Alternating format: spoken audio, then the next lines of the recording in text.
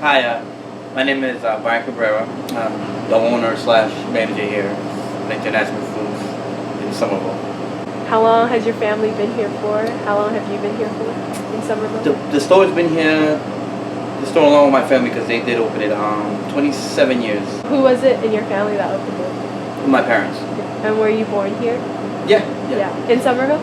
No, I was born in Cambridge actually. And then how about your parents? Were they also? They were born in Guatemala. Yeah. What year did they come?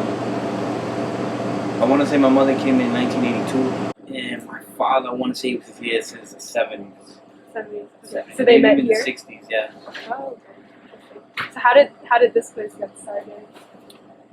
Well, to be honest, when we first came here, there wasn't any convenience stores, and there was nothing on the strip. I believe there was a furniture store here, a furniture store over there, and like a shoe repairman right next door. Oh. And my father had the idea, being one of many people that could come over here to Massachusetts, one of the only Spanish people around here, there wasn't any Spanish stores that had things that we eat. Mm-hmm. So we decided, let's take a risk, open up a shop here. We got this location.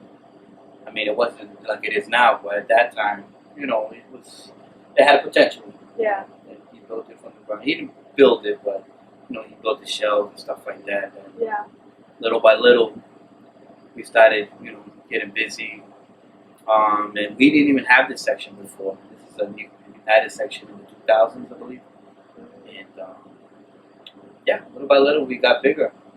And at one point, we were one of the, if not the first, I wouldn't want to say bodega, but Spanish grocery store in the area. In the area, as in the Union Square area, or In Somerville, Everett, if you drive down Everett or like Ferry Street, Main Street, you'll see store past store past store past store, and that's the complete opposite of here. There's no other grocery stores here.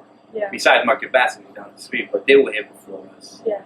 And that's a different clientele, like a different audience, I guess. Not really. Similar? Some of the things they have, we have, and sometimes we get their traffic, or the other way around. They come here, then they go over there.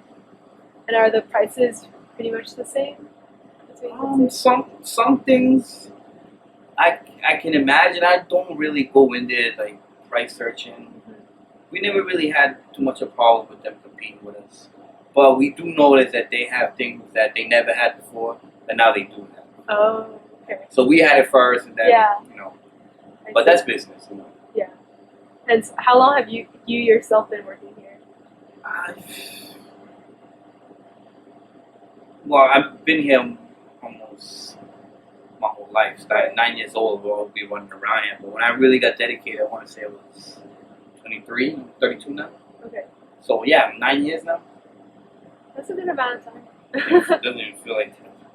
So do you and your family live around here? Yeah, we lived. I lived in Somerville my whole life. Okay. I live on Broadway. Oh, okay. I live on Broadway. I bought my house here in Somerville in 2010. So I always like Somerville, so I decided to stay.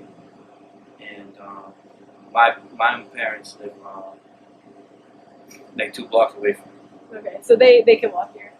No, we drive. We all drive. Yeah, we could walk here. Yeah. Realistically, you can even bike here. So who are your most frequented clientele? Are they people who live close by, or people who are far away? Before the Green Line and everything, we had a lot of local customers. But now it's more customers that moved. But locally, there's some, but not as much as we used to have before. Most of my customers are repeat customers. Mm-hmm. And some people come as far away as Randolph, Waltham, even more than Everett. As congested as it is, people still come here from there. So what did those people come for? Specifically, we have a lot of Caribbean products that not too many people cater to, but like I said, when I first started here, I realized we were one of the few stores that had it. But now with everything changing now, a lot of stores do have it. Yeah. But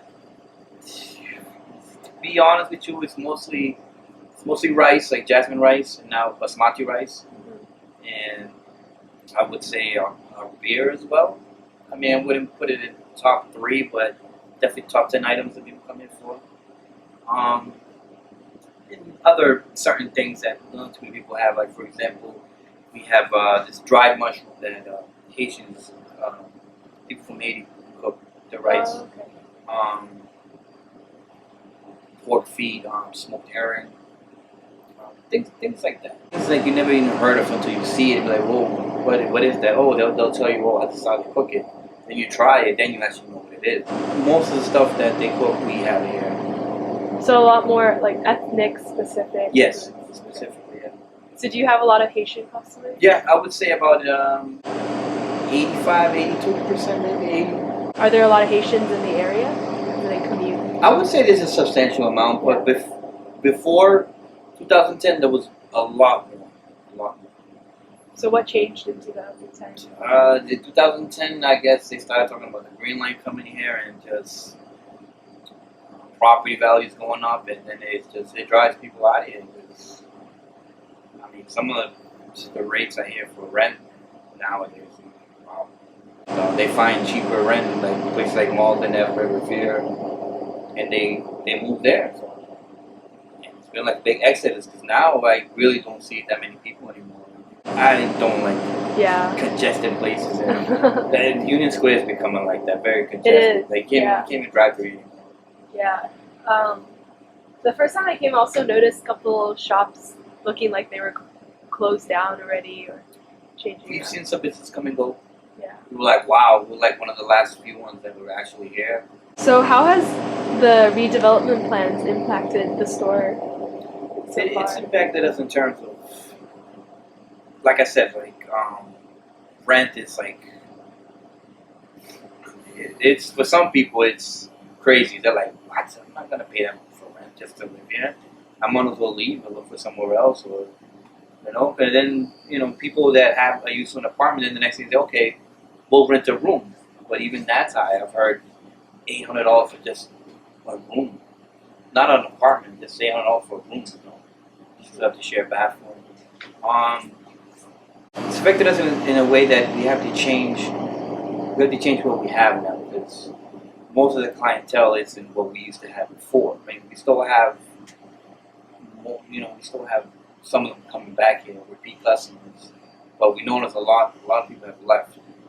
And as for new customers, it's different people. Like you said, David Square. That's what I feel like is changing here. And then we have to cater to them. College students, I want to say, and like older couples, like that. I don't know. I wouldn't know how to like describe them nowadays. Yeah, but basically, if you take a walk around David Square, you would see the same thing coming in here now, walking down the street. Yeah. As opposed to a few years ago, it was a lot of Haitians and Hispanic people. Like, are you guys renting this place or? Yeah, we're renting. You're renting, so that price is probably going to go up too. Yeah. When that happens, it drives up property values. So it comes with it. But in 2010, it kind of that's when I really noticed it. But now it's just like wow already. Like that's how much rent is there now. Wow. So is your family worried? There's a point in time that when you rent your own space and you have a business, the next thing, in my opinion, you should do is look for your own building. So, if your lease is up or whatever, if they don't want you there anymore, or whatever it may be, find your own spot so you don't have to worry about being kicked out, pay rent, and that's one thing we have done. So we are worried, but not that worried like, oh, where are we going to go? Because we have a building right down the street as well. So I get both perspectives, like, oh, how's it feel being a tenant and how's it feel being a landlord? So the first thing you definitely want to have is security that you're going to be able to stay here. Right. Yeah. We thought about moving, but I feel that the Everett, Revere, Malden area is a good place to go to. But recently I found out they're going to build casinos on Route 99 now. Yeah. And I'm going to assume that same thing that's happening here is going to happen there. So if we were to move, it's more like a temporary fix. Mm-hmm. Then eventually we'll, same thing that was happening here, we'll have to leave.